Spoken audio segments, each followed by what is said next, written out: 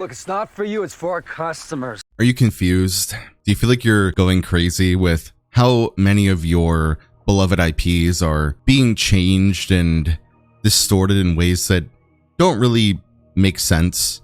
You know, ways that aren't befitting of them? Well, it's not just you, and you're not just imagining it.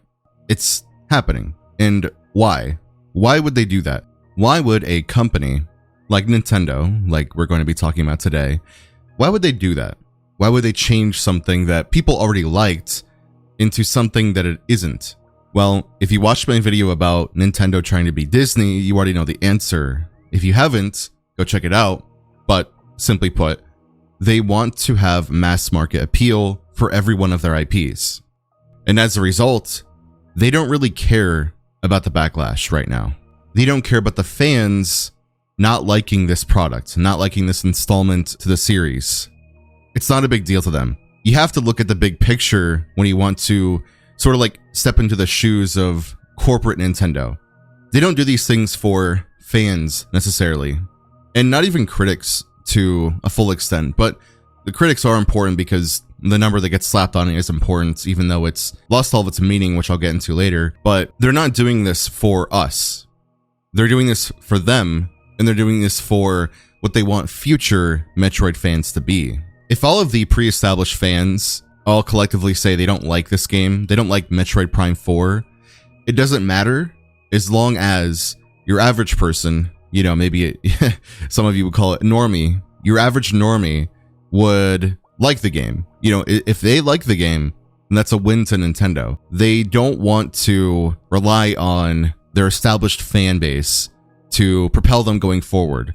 They want to cater to a new audience. They want to cater to, you know, like I always say, the lowest common denominator. They want to cater to just your average gamer, your average person who has a very, you know, baseline interest in playing games, you know, very unnuanced. That's just very, hey, I play whatever the ads tell me to play.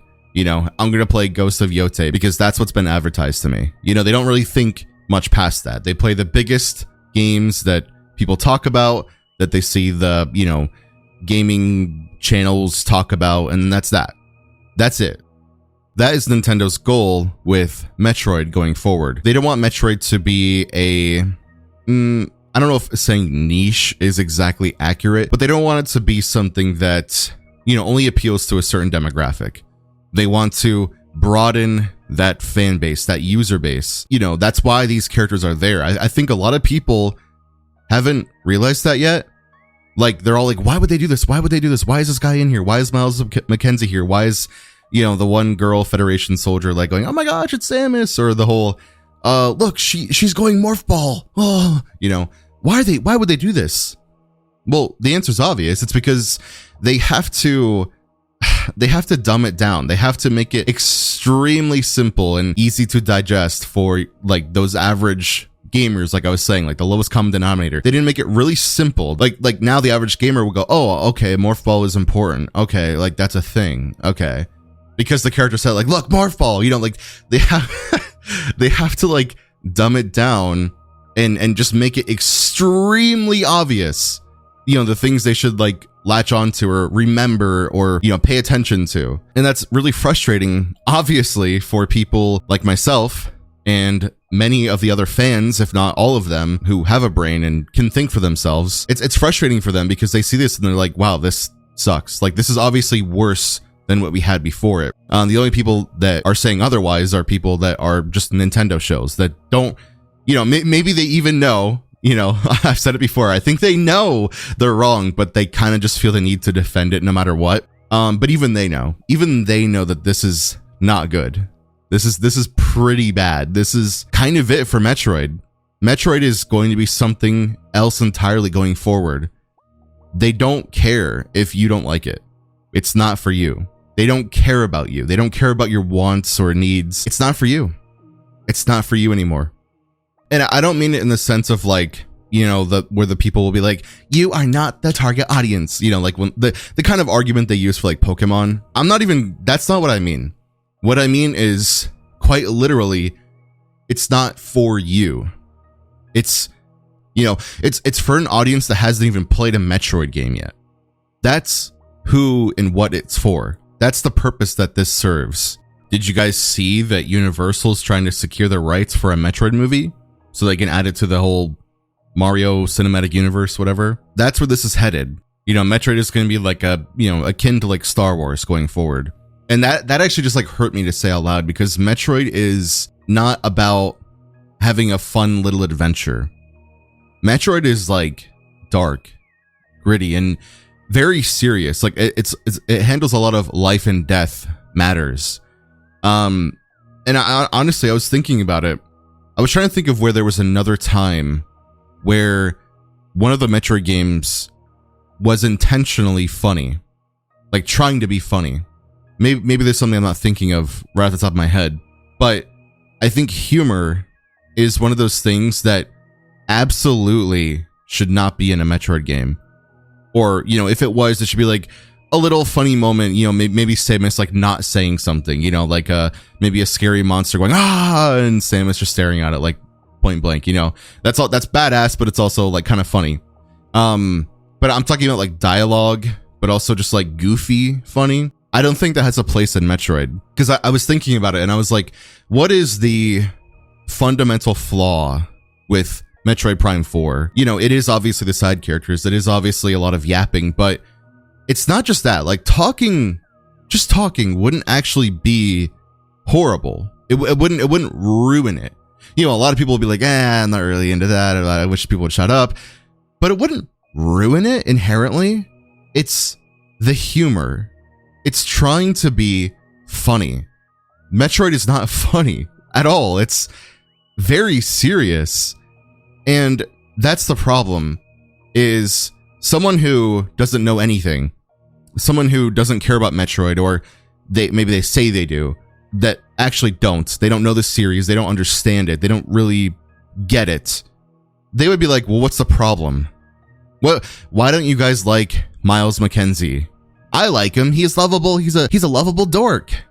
Because that character does not exist in Metroid. That is not something that needs to be there. It doesn't make sense.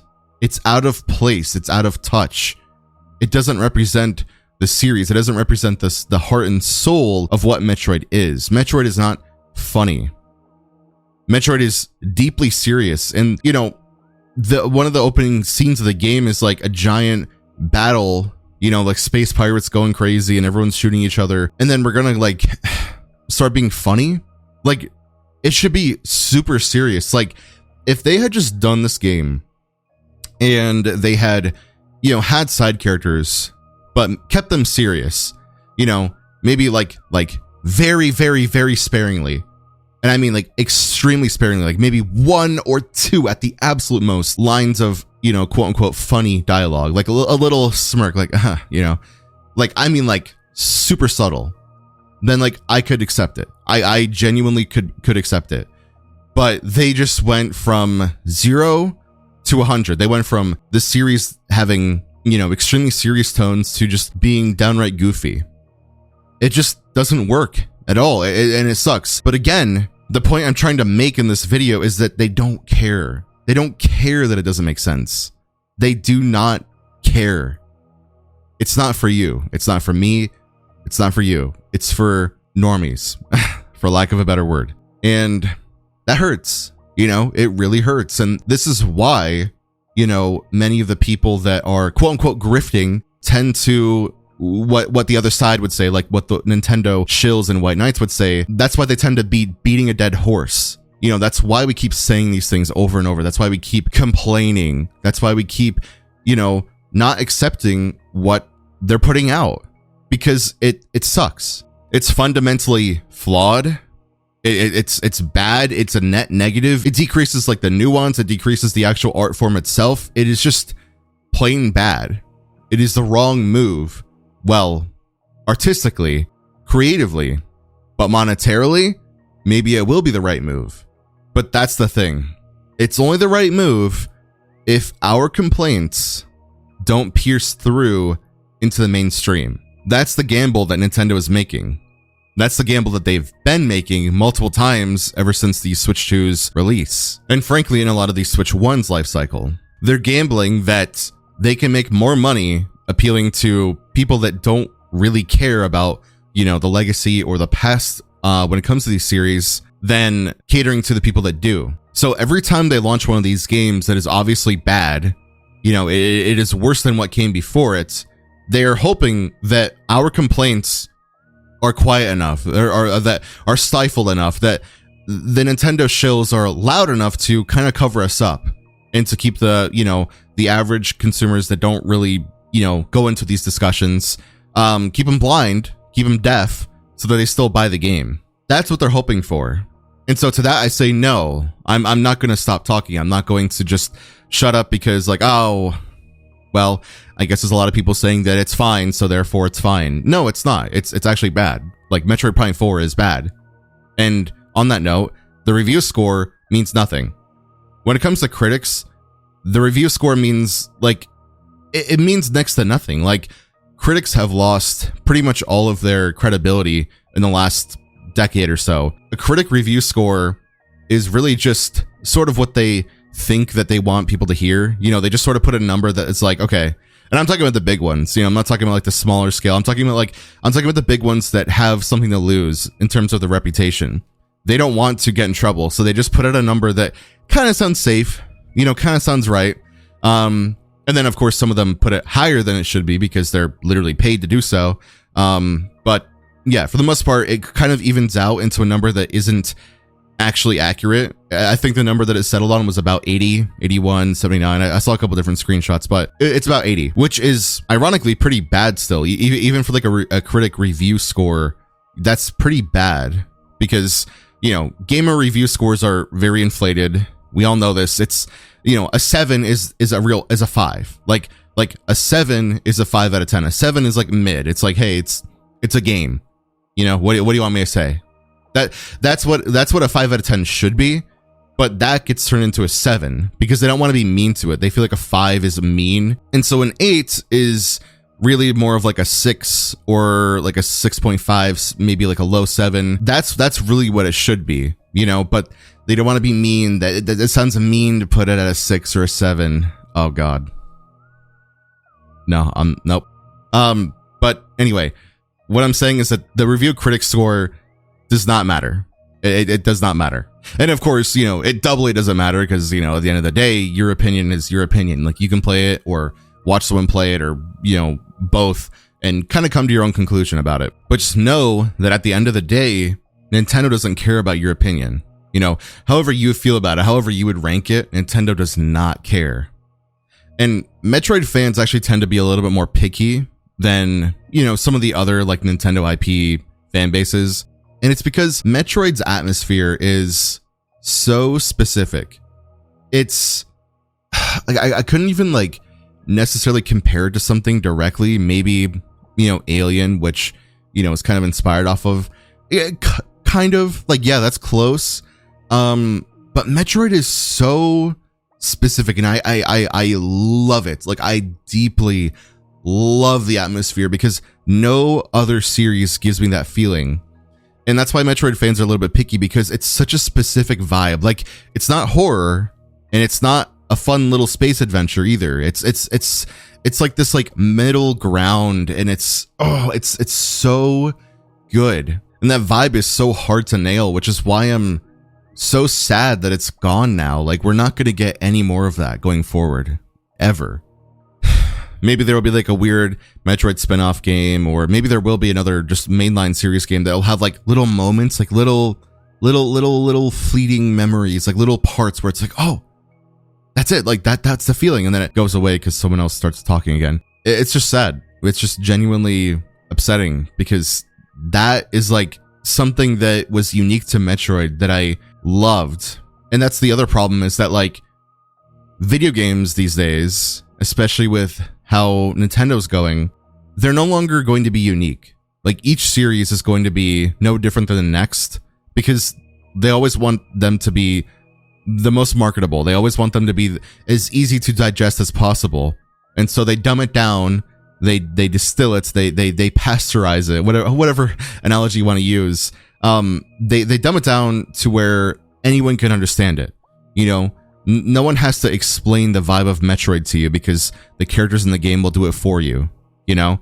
And it'll be worse off for it. And that's just sad because like modern gaming is becoming I've said it before, it's becoming like this like blob, this IP blob. That's sort of my analogy. It's like it's all becoming one big blob. And you know, there's things like Fortnite which contributes to this, but I mean, even outside of like the collabs and oh my gosh, this character got a skin in this game, that is a problem too. That's done way too much these days. But even just the games themselves, like the actual mainline series of these various series, they all are slowly becoming the same thing. They're all becoming very, very similar. Like the vibes and the character moments and the way that the way that the characters are written, the way the characters look and feel, it's all becoming so samey and just no longer unique. It's really weird to witness this because, you know, I was born in 96, so I didn't get to see, you know, all the gaming of the 80s and 90s. I did experience a lot of it, but, you know, not nearly as much as people who actually were teenagers or young kids growing up through that period. But even in the 2000s, you know, even in that period, a lot of the video game characters absolutely still had character.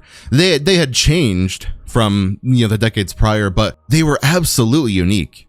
And it was weird growing up, you know, excited to see like how graphics would improve, how you know, what gaming was going to look like in the future. You know, at one point, one of the things we all cared about was graphics. We all were like, oh, gaming's going to be so realistic. Now we don't care. You know, now it's like, yeah, I don't care about graphics. I just want the game to be good. But it was weird, you know, like hoping for a better future, like imagining what it was going to look like. I remember imagining what like future Pokemon games would look like on the bus. I still remember like sitting there imagining, you know, like walking through tall grass, you know, in like Pokemon, like in like third person, but like, you know, like it's all like 3D rendered. And I was like, oh, what would that look like? You know, this would be so cool. And I think this was before even the GameCube games were out, but I just remember like wondering what that would look like and just like what I saw in my imagination absolutely could be done. Like what I saw in my imagination would already be outdated by today's standards. Like it would be kind of like pretty crude and like very simple. And yet what I had in my mind way back then looked better than, you know, Pokemon Legends ZA. But anyway, when it comes to all these IPs, they're all the same. They're all samey and slowly becoming one big blob. And my point was that it's weird, you know, now living in the modern era, I grew up being so excited to see how things would change and evolve, and we kind of haven't. We've just stifled. We've like settled on what a video game should be, should look like what the story beats should be like, you know, how the beginning, middle, and end should be. It's all the same. It's all the same. You know, the only ones who do it differently are indie devs, and often they can't really do all the things they want to. So they end up making like, you know, bite-sized experiences where it's like, oh, this is really cool. And then after 2 hours, it's done. And you're like, damn, that sucks. You know, like no fault of them. Like they put a lot of work into those 2 hours just, you know, just to even make that happen. But it's just a shame because like we can't get those like full, you know, I don't know, 5-6+ hour experiences anymore. That are unique. Every story game now follows a very, very similar formula. There may be outliers, but like really for the most part, you know, and this is even including like remasters and remakes, they all just feel the same. And I think this is super important to touch on because the common response to that is, oh, you're just outgrowing video games. You just outgrew this series or that series. But it's happening to every series. And I still like playing games because there are moments where I play like an indie game or even an older game that I've never played before, or, you know, something in between, and I have a lot of fun. So I still like to play video games. It's not that. I still like these characters. I still like these universes. It's just that the new ones tend to be bad. And I'm tired of being gaslit. I'm tired of being told that, you know, no, you're just too old now, or you just don't get it. No. It's like, dude, there are people much older than me that, you know, grew up in the 80s, 90s that are still playing games today. So, you know, if they haven't outgrown it, I likely haven't either. It has nothing to do with outgrowing it. It's just that they're playing bad. It's not like I'm sitting here complaining about like the preschool games I played on my computer when I was 4. You know, I'm not saying, oh, we don't have good preschool games anymore. No. I'm talking about Metroid. I'm talking about like a very mature series. I'm talking about something that, you know, it's primarily for like teenagers or adults. You know, like it's not something that most kids would play. I'm sure many of them do, but it's something that appeals to a larger audience than just a young kid. So you can't say that it's something that you outgrow. I think we're all tired of hearing these bad faith arguments being made because, like I said before, they know they're wrong. They know that these things are bad. They know that this new Metroid game does not fit amongst the others. It does not hold the same standard. And they don't care. They don't care. They just want Nintendo to win, which is really, really weird. I mean, we can all agree on that. That's not news. That's not a hot take, but I still can't get over it. It's just so weird that like these people would go to such lengths to defend a company. You know, like I know we're all tired of the meme. I've even talked about it myself. Leave the multi-billion corporation alone, whatever the fuck. But like, it's true. It's real. And the people that don't fit in that category, the people that aren't just defending Nintendo just to defend it, are people who don't know anything about Metroid. I see so many people just saying shit that has no foundation in reality. They'll be like, oh, well, this is totally on par for Metroid. This is totally normal. It's like, no, the fuck it's not. You know, I see so many people referencing Metroid Prime 3, like, look. It's like, dude, Metroid Prime 3 was not a perfect game, but they absolutely did not do this goofy shit. Absolutely not. And they certainly didn't have a $30 amiibo that is required to change the music. Like, what the hell is up with that? That is weird. I don't even know what to say about that. That's just, yep. I'm not surprised. I'm not fazed at all. I'm not shocked. I literally read that and I was just like, okay, yeah, that tracks. Yeah, require an amiibo to change the music so you can make the empty desert a little bit more interesting. Like, please, like, look at this game and tell me this is better or equal to the other Metroid Prime games.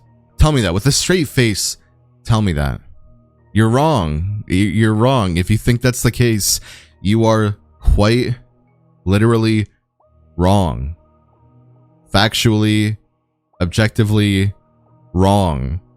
And I will not be gaslit any longer into questioning otherwise. You're wrong. And for those of you who are nodding along with me, you're right. And I appreciate you. Keep fighting the good fight. Keep talking about it. Because if we talk about it enough, it will pierce through into the mainstream. It will be something that is on the minds of the public consciousness. It will be something that, you know, even your most average, normie gamer, whatever you want to say, will know about. That's super important. It's super important to talk about these things. It's super important to not just let it go. Because you need the average person, you need everyone to be on board. You need everyone to say, oh, this is not good. And then change will happen. And then Nintendo will go back to the drawing board and revise it and make an actual Metroid game. That's how it happens. You have to talk about it. You have to. And for those who would say something echo chamber, I mean, what is an echo chamber? A one-on-one conversation could be an echo chamber if they bounce off of each other enough times. My whole point is that I don't want it to be an echo chamber. I don't want it to be just a small group of people talking about it to each other and just sort of affirming each other's beliefs just to do so. I want to reach the larger audience. I want to actually teach people something. I want to actually let people know that it's okay to want more. It's okay to have a higher standard. I don't want to be an echo chamber. And ironically, the only people that do are the people that are defending it, or the people that don't want to hear anything else. They don't want to hear, you know, someone else's opinion. They just want to go, they just want to plug their ears and they go, la la la la la, no, it's good. Everything Nintendo does is good. I don't care. I have no standards. I have no tastes. I have no opinions. Nintendo good. Anyone who says otherwise, bad. Yeah, I'm not you, buddy. I'm not interested in being in an echo chamber. It's pointless. I, like some of the people at Nintendo, do look at the big picture. Now, we look at it in complete opposite ways, but I see the big picture.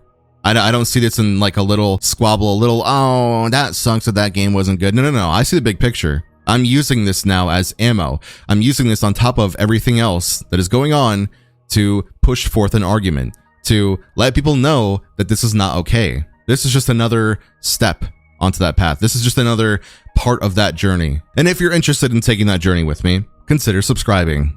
My name is Goobles. Thank you very much for watching. Thank you for listening to me yap. I hope you guys are doing well despite this awful game's launch. And, you know, if you want to help, you know, push the message, if you want to help reach more people, if you want to help push forth the need for a higher standard, consider sharing this with a friend or something like that. Also, if you enjoy talking about video games, consider joining my Discord. I really want to get some good conversations going there because it actually helps me too. You know, I like hearing what you guys have to say. A lot of your comments do resonate with me. You know, a lot of you guys say things that are, you know, insightful, and some of you guys say things that are questionable, but I enjoy them nonetheless. Never change, guys. I appreciate you. Have a goob day. Peace.